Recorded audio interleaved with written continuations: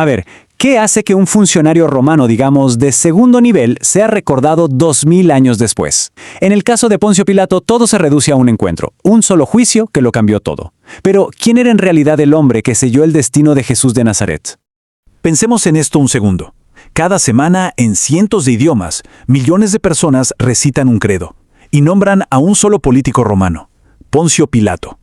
Ni los emperadores más poderosos de Roma, ni los generales más famosos, nadie tiene ese tipo de reconocimiento. ¿Cómo es posible que este hombre, y no otro, quedara inmortalizado así? Y aquí es donde la cosa se pone interesante, porque la historia nos presenta dos Pilatos que parecen totalmente opuestos. Por un lado está el juez indeciso, casi torturado por su conciencia, que se lava las manos para no tener la culpa. Y por otro, tenemos al ejecutor despiadado del poder romano, un tipo que no dudaba en aplastar cualquier amenaza. ¿Cuál de los dos es el verdadero? Bueno, para empezar a descubrir la verdad, tenemos que ir más allá de los textos antiguos y buscar las huellas que Pilato dejó en la piedra y el metal. Porque antes de ser una leyenda, fue un hombre de carne y hueso, y la arqueología nos lo puede demostrar. Imaginen la emoción. Año 1961. Unos arqueólogos están excavando en las ruinas de Cesarea Marítima, y de repente, ¡zas!, desentierran este bloque de piedra caliza, y en él hay una inscripción que lo cambia todo. Poncio Pilato, prefecto de Judea. Por primera vez había una prueba física irrefutable de que este hombre realmente existió. Y la evidencia no termina ahí, ¿eh? Pensemos en las monedas que usaba la gente común en Judea hace 2000 años. Pues muchas de ellas fueron acuñadas bajo las órdenes de Pilato. Son una prueba tangible de su poder y de su presencia en la vida cotidiana de la provincia. Y luego está este anillo. Ojo, no es una joya lujosa, nada de eso, sino un simple anillo de sello de cobre. Pero la inscripción de Pilato nos conecta directamente con él. ¿Cuántos documentos importantes, cuántas órdenes se habrán sellado con este mismo anillo? Así que ahí lo tenemos, la piedra, las monedas y el anillo. 3 pruebas físicas que silencian cualquier duda. Poncio Pilato no es un mito, no es un personaje inventado. Fue un hombre real que dejó su marca en la historia, literalmente. Ok, ya sabemos que existió. Pero, ¿qué tipo de hombre era? La arqueología nos dice que fue real, pero son las palabras de la gente de su época las que nos pintan un retrato de su carácter. Y como vamos a ver, no es un retrato muy halagador que digamos. Mucho antes de que los evangelios lo mostraran como un hombre indeciso, un filósofo judío muy importante, Filón de Alejandría, lo describió con estas 3 palabras: inflexible, obstinado y cruel. Esta es la primera descripción que tenemos de Pilato, y la verdad no deja mucho lugar a imaginación sobre su reputación.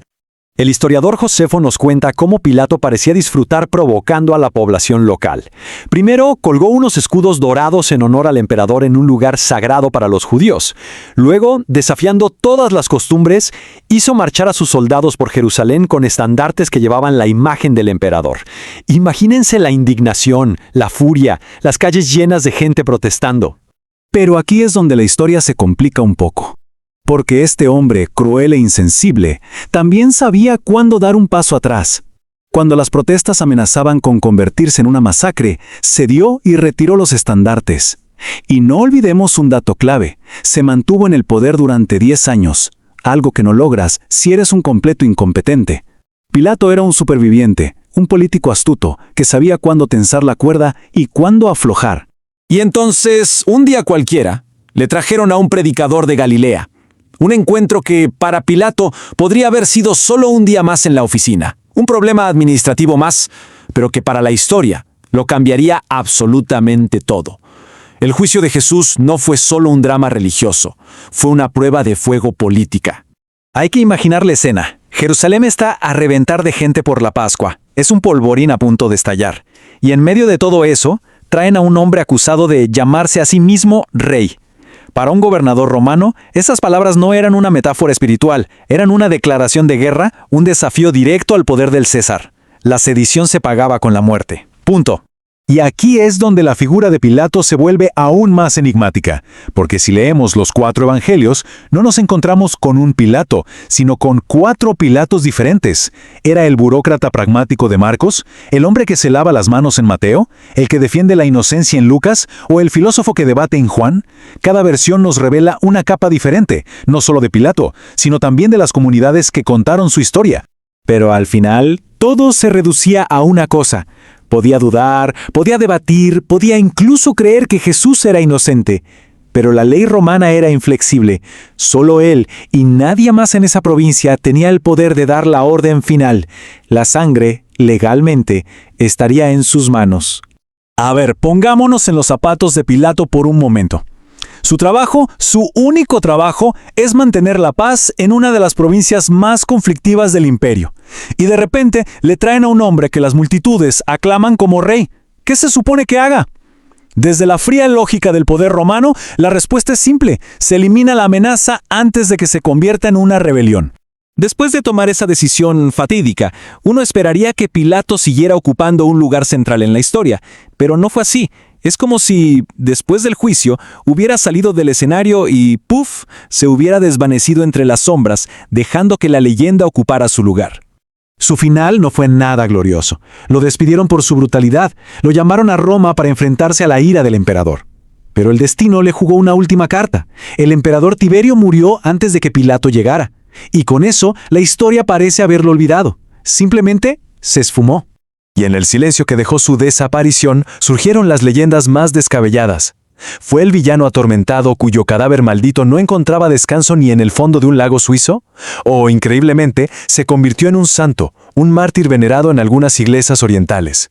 La historia no da una respuesta, pero la imaginación humana, como vemos, se desbordó. ¿Y por qué estas dos versiones tan extremas, tan opuestas?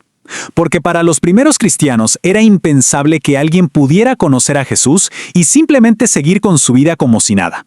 El encuentro tenía que cambiar a la persona para siempre. O te convertías en un devoto seguidor o en un enemigo acérrimo. Parece que no había término medio. Pero la verdad histórica es que, muy probablemente, la realidad fue mucho menos dramática. Para un gobernador romano con 1000 problemas en la cabeza, el juicio de un predicador más fue seguramente solo otro punto en su larga lista de tareas. Un problema que resolver antes de pasar al siguiente. Simplemente otro día de trabajo. Y esa es la paradoja final de Poncio Pilato, un hombre que buscaba mantener el orden en su pequeña y problemática provincia y que, con una sola decisión, se aseguró un lugar, para bien o para mal, en la eternidad. Un breve momento de poder para una fama que nunca morirá.